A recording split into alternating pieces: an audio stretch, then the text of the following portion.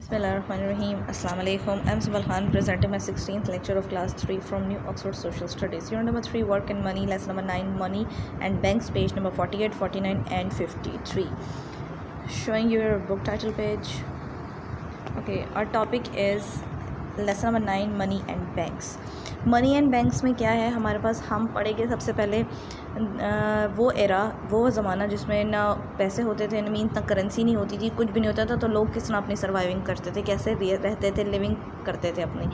Money many thousand of years ago there was no money, बहुत हज़ार साल पहले जो था कोई पैसे, कोई कॉइन्स, किसी भी चीज़ का ट्रेंड नहीं था, बैंक्स भी नहीं थे, कुछ भी नहीं था, तो लोग अपनी जो नीड्स हैं वो कैसे पूरी करते थे ये हम देख लेते हैं हम यहाँ। People didn't use coins, people coins use नहीं करते थे। When they wanted something they give something else in exchange, वो barter system, exchange system use करते थे। लाइक अगर फॉर एग्जांपल मेरे पास अगर सैक ऑफ राइस है, ठीक है, यानी बोरी है मेरे पास किसकी, चावलों की, अगर मुझे चिकन चाहिए या मुझे कोई मीट चाहिए तो मैं क्या करूँगी, मैं उस इंसान के पास, उस पर्सन के पास जाऊँगी जिसके पास चिकन या हैन इस तरह की चीज़ें होंगी, मैं उनको ऑफ़र करूँगी कि आप मेरे राइस ले लें, ये सैक ले लें, इसकी बोरी ले लें और मुझे इसके एक्सचेंज में, इसके बदले में मुझे ये चिकन दे दें। इस तरह का सिस्टम वो लोग करते थे जिस ज़माने में मनी, कॉइन्स, बैंक्स, कुछ भी सिस्टम नहीं होता था।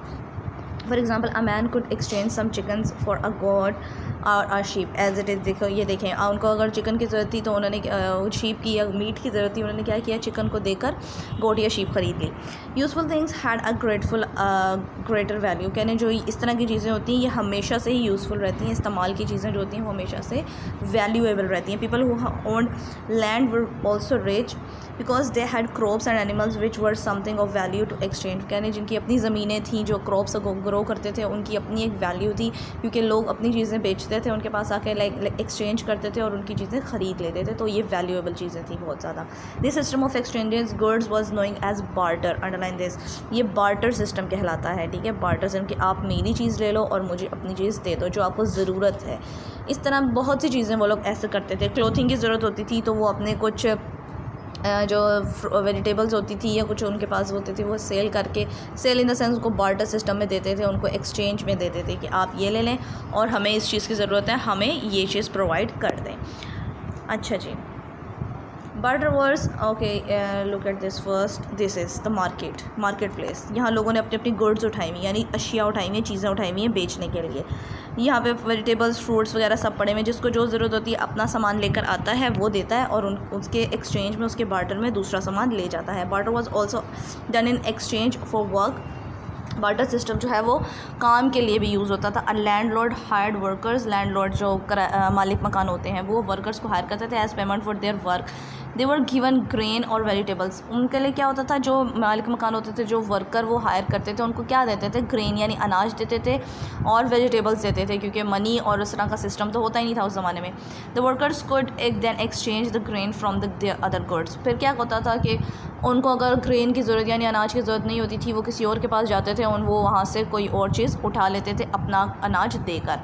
If a worker needed a new pair of sandals for example he would buy pay the cobbler with some chickens, वो क्या करते थे कि वो अपना ग्रेन्स लेकर जाते थे, उनको कोई सैंडल की ज़रूरत होती थी, लेकिन वो क्या करते थे, कोबलर के पास जाते थे, उसको चिकन सेल कर देते थे और सैंडल्स के पैसे या उस तरह सैंडल्स उठा लेते थे। कुछ इस तरह से उनका सिस्टम चलता रहता था। This is how business was done long ago, इसी तरह बहुत साल तक ये बिज़नेस चलता रहा, बार्टर सिस्टम चलता रहा। However doing business in this way was sometimes difficult, कुछ इस तरह का बिज़नेस करने के लिए बहुत मुश्किल होती थी, क्योंकि कुछ लोग होते थे जो सेल नहीं करते थे अपनी चीज़ें, मीन्स एक्सचेंज नहीं करते थे, बार्टर नहीं करते थे। People couldn't always taken 10 cows and a sack of grain every time they went shopping as it is. ये जिस तरह से भी मैंने कहा है कि लोग जो है वो एक सैक ऑफ ग्रेन की यानी एक अनाज की बोरी के बदले में इतनी सारी वो 10 cows और इस तरह से नहीं देते थे, वो जो उन्होंने शॉपिंग पर जाने होते थे। ठीक हो गया, ये हमारे पास लुक एट दिस, ये अपने गुड्स लेकर आए हैं, यहाँ पर वो लोग एक्सचेंजिंग कर रहे हैं, मीन्स बार्टर सिस्टम कर रहे हैं। Moving to your homework is on page number 52, ठीक है, 53 पे आपका ये होमवर्क पेज है। पार्ट बी आपने करना है कि कौन सी डील बेटर है और यहाँ पर हमने करेंसीज़ को उनके एग्जैक्ट कंट्रीज़ के साथ मैच करना है। फर्स्ट डील देखते हैं, buy now for 1 off payment of 20,000 rupees. अब बाइक लेनी है उन्होंने कहा एकदम आप पैसे दें और वो बाइक ख़रीद लें। अब बी डील पे क्या है, बाय ऑन क्रेडिट, क्रेडिट मतलब उधार पे ले लें और लीज़ पे ले लें।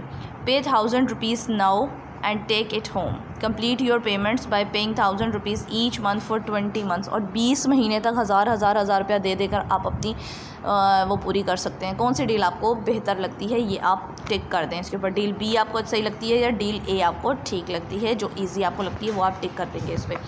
अच्छा, moving to the next part C. The currency money in use in Pakistan is called rupees. Pakistan की जो करेंसी है आपको पता है रुपीज़ कहलाती है, हम रुपीज़ यूज़ करते हैं, ठीक है।